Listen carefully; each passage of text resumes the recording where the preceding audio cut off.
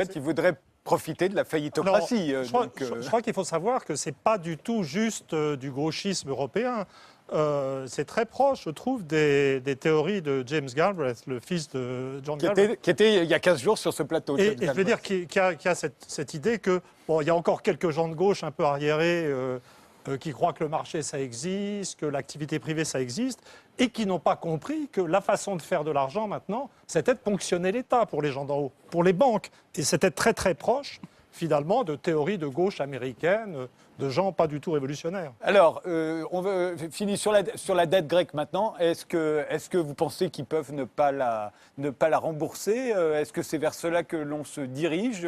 Et est-ce que ce ne serait pas plus grave que ça, puisque de toute façon, les dettes, on ne les rembourse pas, Alexandre Delegue? Ouais, je pense que comme je l'ai dit, une dette, effectivement, ça se fait tourner. La caractéristique, c'est que vous, si vous vous endettez, malheureusement pour vous, vous allez mourir un jour et donc votre banque va demander est ce que vous ayez payé d'ici là. Un État, ça vit éternellement et donc ça a la possibilité, quand ça arrive à l'échéance, de réemprunter. Et c'est ça la situation dans laquelle est la Grèce pour l'instant, avec évidemment un montant très important.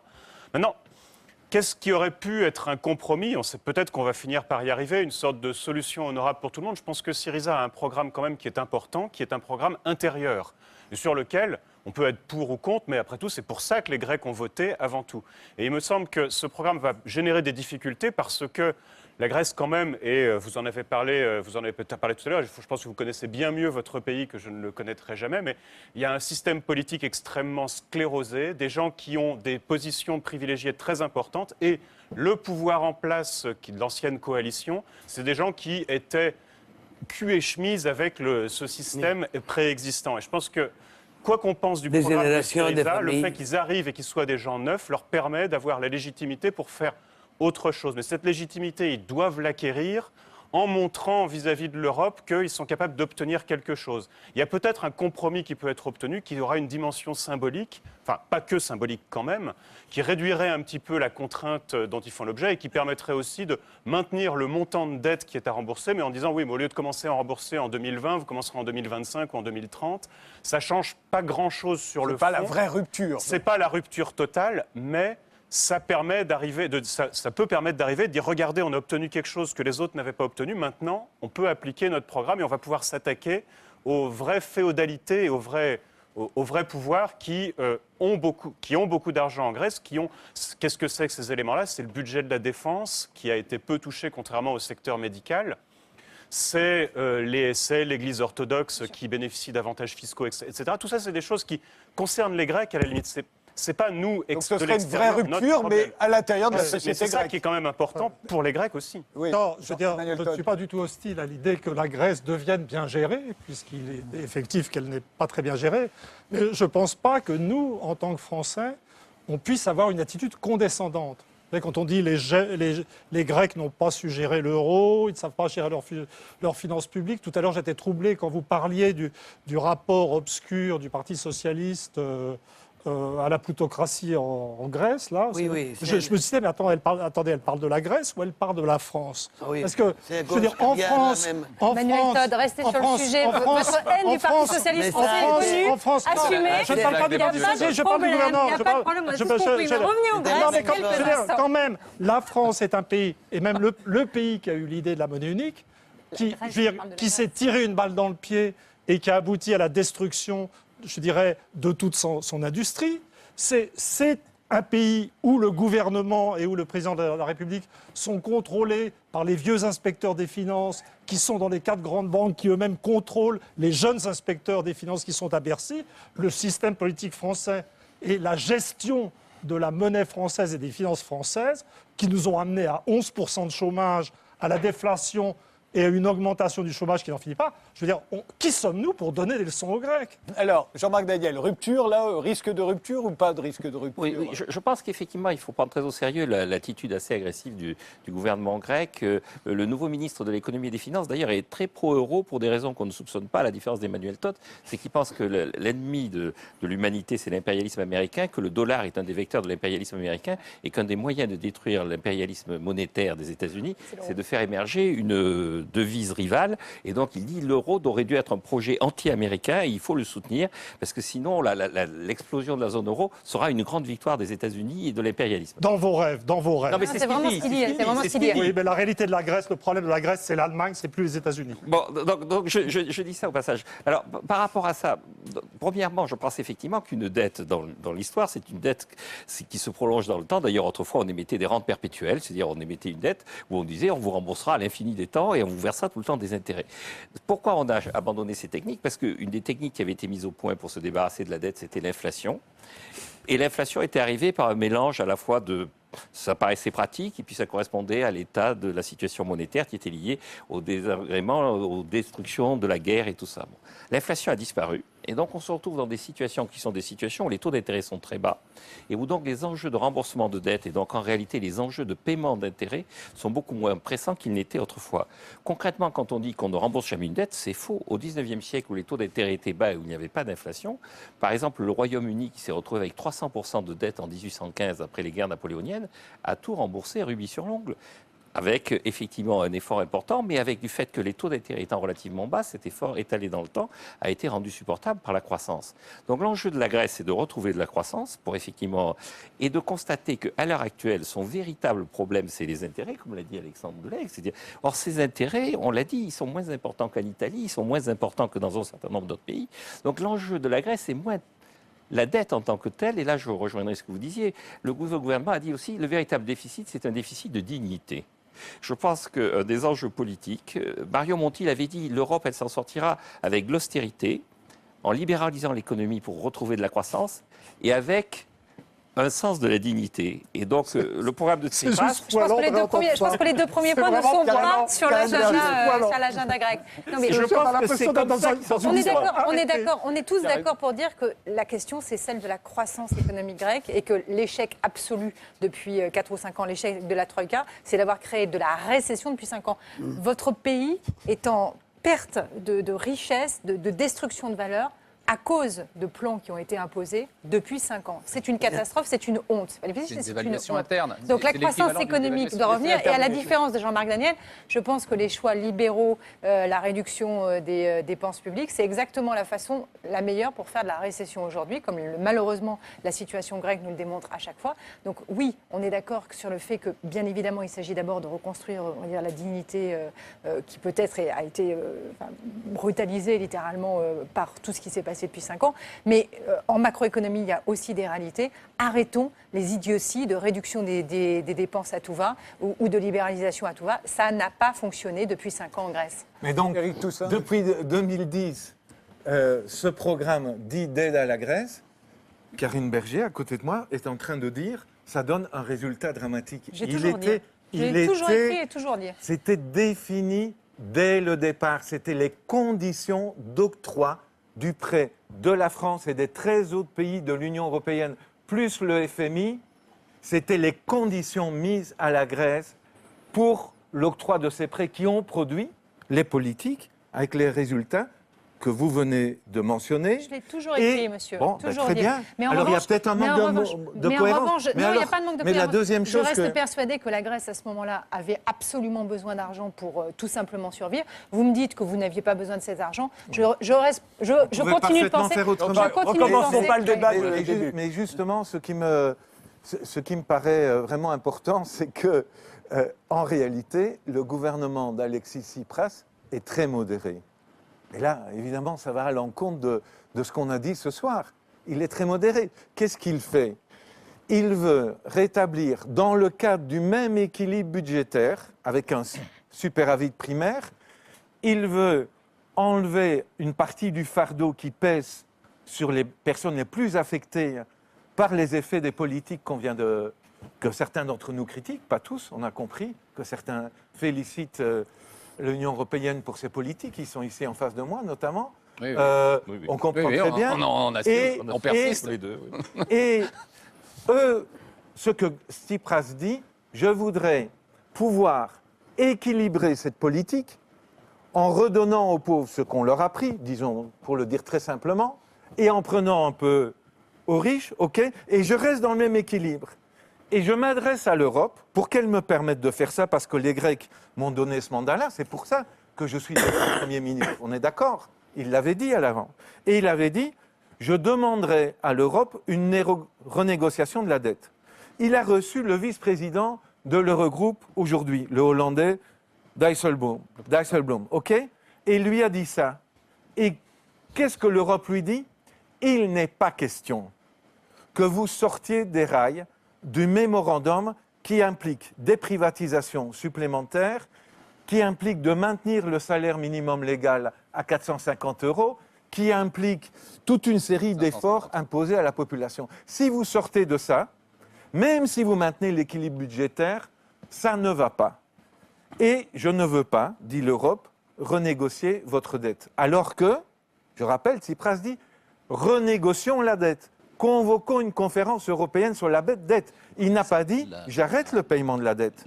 L'écrivaine. Personnellement, je suis pour l'arrêt du paiement de la dette. On avait bien compris. La Grèce, et je le trouve très modéré. Mais ne le présentons pas comme un bout au feu de l'Europe. Pas du tout. C'est l'Europe qui va aggraver la crise en refusant la marge de manœuvre qui pourrait être ouverte à l'égard d'Athènes. Mais c'est pas de bol, vous êtes belge Oui, je suis belge. Donc vous connaissez Mais le c'est rap- pas de bol donc- d'être belge, Non, tout à non, fait. ça c'est très bien, c'est génial. Ça c'est génial, Bruxelles est génial. Mais je pense que vous savez ce que sont les rapports d'argent avec les Néerlandais. Ils sont un peu raides sur ces questions. Hein.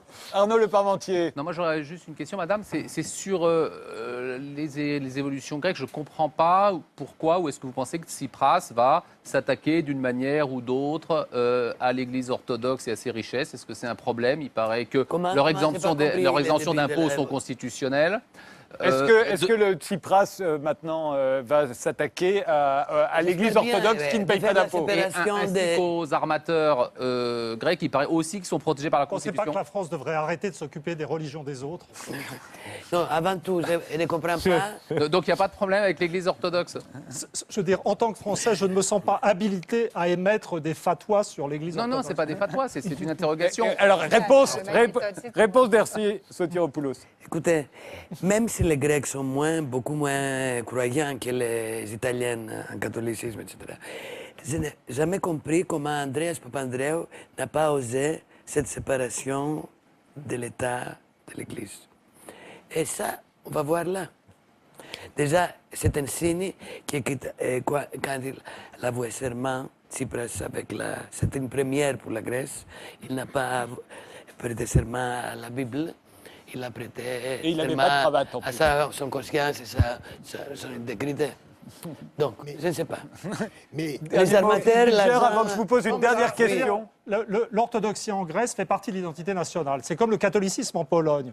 Je veux dire, foutons la paix aux Grecs avec leur église orthodoxe. C'est juste il n'y a pas besoin de les insupportable taxer. de légiférer à l'échelle planétaire sur les religions extérieures. Philippe Bilger. De leur programme. Le programme de Syriza Oui. est d'aller vers Oui. les gens qui bénéficient d'exemptions qui leur semblent injustes. C'est juste, c'est Oui, ça. voilà. Après, la question, c'est ce qu'ils le feront. C'est vraiment un problème interne. vous avez tout à justement, fait raison. j'aimerais Bilger. savoir, pour quelqu'un qui est moins compétent que vous dans ce domaine, j'ai l'impression que je ne parviens pas à déterminer ce que devrait faire le Premier ministre. Parce que vous avez une position absolue dans un certain sens, et de l'autre côté, j'ai cru comprendre qu'il devait échelonner la dette. Est-ce qu'il n'y a pas un moyen radical de combler ce déficit en dignité dont vous parliez, et en même temps de respecter la rationalité Il n'y a pas de économique? position absolue.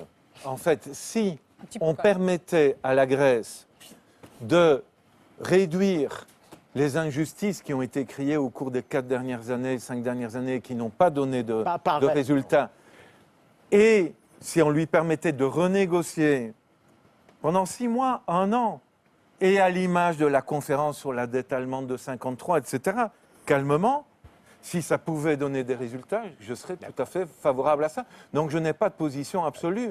J'avais cru le comprendre. Alors je me suis mal exprimé. Non, non, ce mais que j'ai je mal pense, compris.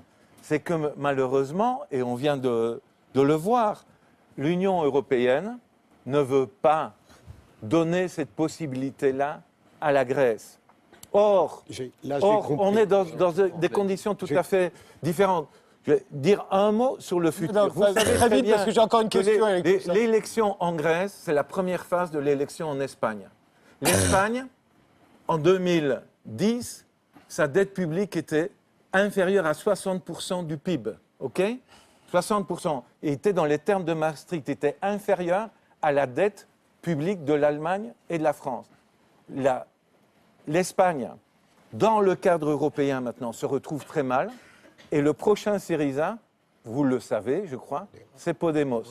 Et donc, on ne sera pas simplement dans un problème grec. Et vous ne pourrez pas dire simplement le salaire des Grecs, les impôts des Grecs, ceci, cela sur les Grecs. Il y aura les Espagnols, il y aura les Italiens, il y aura les Portugais, il y aura les Slovènes et il y aura d'autres. Alors qu'en réalité, c'est les Européens. Et moi, franchement, on demanderait aux Français, est-ce que vous trouvez normal qu'on paye le salaire minimum légal aux Grecs à 450 €? Est-ce que c'est votre intérêt, vous, comme travailleurs français, que des gens qui sont dans le même marché que vous gagnent 450 € alors que le salaire minimum légal en France est au-dessus de 1 000 €? Est-ce que ça ne va pas faire une concurrence déloyale? Vous croyez que si on posait la question aux Français comme ça, ils ne comprendraient pas qu'ils n'ont pas intérêt à ce qu'on baisse le salaire minimum légal en France? Eh ben, on va poser la question, puisque je n'ai plus le Français. temps de poser la mienne, je la poserai un autre jour. Ça ne fait rien. Réponse, Arnaud Le Parmentier, vous avez commencé de répondre à Éric Non, mais Toussaint. oui, je crois que c'est 550 et il le monte à 750, donc c'est quand même plus élevé. Je ne pense pas que les Français se plaignent de souffrir du dumping social des Grecs. Il n'y a plus de micro là. Vous avez, Ah, pardon. À force de papier, hein. Le problème des Grecs, excusez-moi. Le problème Allô, ici Londres. Allô, ici Londres. C'est leur compétitivité, c'est tout.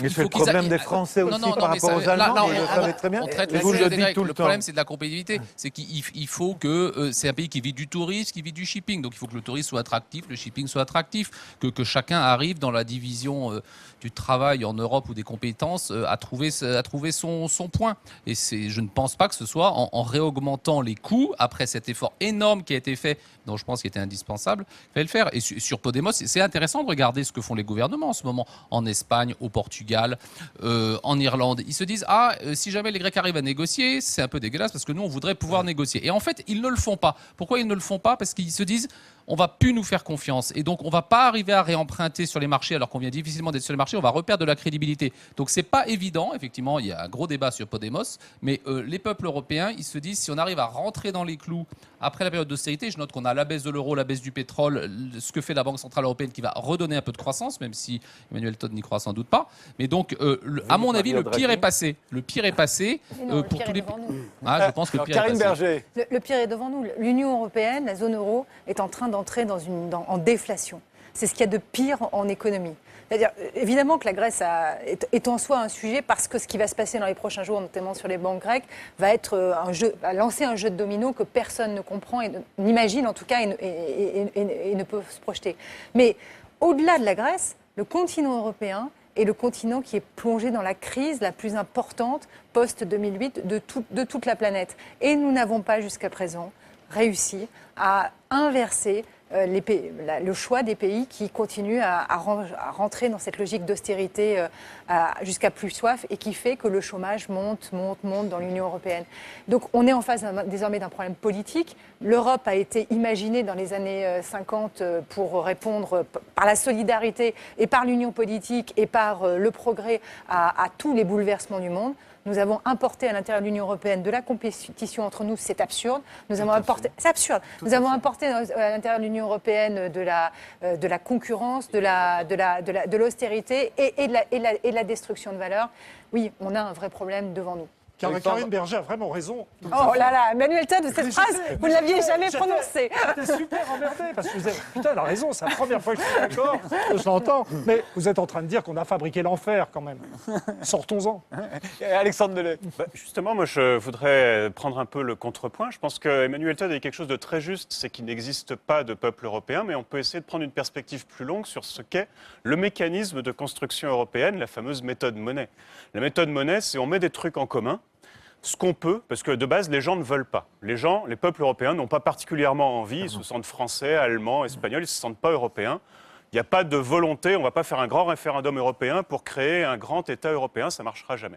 Donc qu'est-ce qu'on fait? On met de temps en temps des choses en commun, et de deux choses l'une, soit ça marche et ça donnera envie de mettre d'autres choses en commun, soit ça ne marche pas, Et la seule solution qui apparaîtra, ce sera qu'il faut mettre de nouvelles choses en commun pour réparer les trucs qui ne marchaient pas avant. On a commencé avec le charbon. On a commencé avec le charbon et regardez le chemin qu'on a fait. Et non mais fondamental.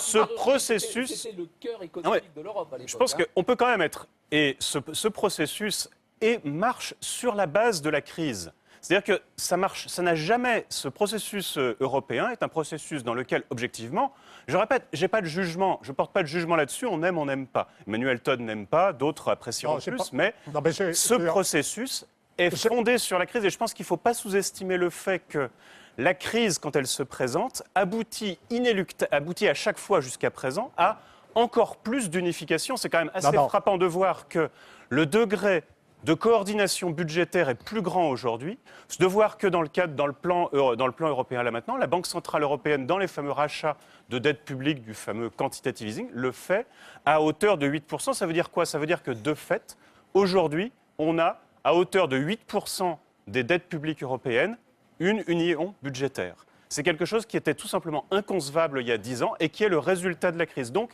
je ne serais pas... Peut-être qu'effectivement, ce jeu du qui tout double permanent dans lequel si ça passe, c'est bien, sinon ça casse, peut aboutir à ce que ça casse. Mais je pense qu'il ne faut pas sous-estimer ce mécanisme, la force qu'a eu ce mécanisme jusqu'à présent pour construire l'Europe. Après, je dis bien, ça vous compactez deux périodes historiques. Il y a l'après-guerre, rattrapage des États-Unis, envolée des sociétés de consommation, convergence, hausse du niveau de vie absolument fantastique. Et dans ce contexte, vous avez des trucs différents. Maintenant, on a peut-être toujours des trucs d'unification, mais ça se passe dans un contexte de baisse du niveau de vie, de divergence des nations. Je veux dire, on est comme maintenant, c'est devenu autre chose. C'est-à-dire, en fait, avant, on s'enrichissait tous ensemble. Maintenant, ce que vous nous proposez, c'est de mourir tous ensemble. Je trouve que ça ne présente aucun intérêt. Je veux dire, c'est peut-être super, je veux dire, conceptuellement ou sur un plan métaphysique, c'est peut-être génial. On va être tous des vrais Européens, tous pareils, morts. Il nous reste une minute. Je la donne à Ersi Sotiropoulos. Ce sera le mot de la fin. Je ne veux pas réclamer qu'on est la patrie de l'Europe, du mythe de l'Europe, Zeus, etc., ni de la démocratie. Mais on est un petit pays. Qu'est-ce que vous attendez des colosses industriels, etc. On doit, je pense, finalement, accepter la Grèce comme ça. Un petit pays, vous venez pour vos vacances. Il n'y a pas beaucoup à faire. Il y a les îles, sont belles, et on produit des poètes très talentueux. Je suis sérieuse là. Beaucoup de poètes. Très, très bien. Il n'y a pas beaucoup de possibilités. Et ce qu'il y avait, que selon, comme disait Elitis, la Grèce, si tu grattes la Grèce, tu trouves quoi? Une vigne, un olivier, un bateau. Ça, même pas maintenant, après la crise. Donc... Merci tous les 8 d'avoir participé à cette émission. On se retrouve évidemment la semaine prochaine et on se quitte en musique avec Yael Naïm en avant-première de la sortie de son nouvel album Older le 16 mars. Elle nous interprète Coward, ça veut dire lâche en anglais. Si j'ai bien compris, c'est une chanson sur une femme enceinte. Yael,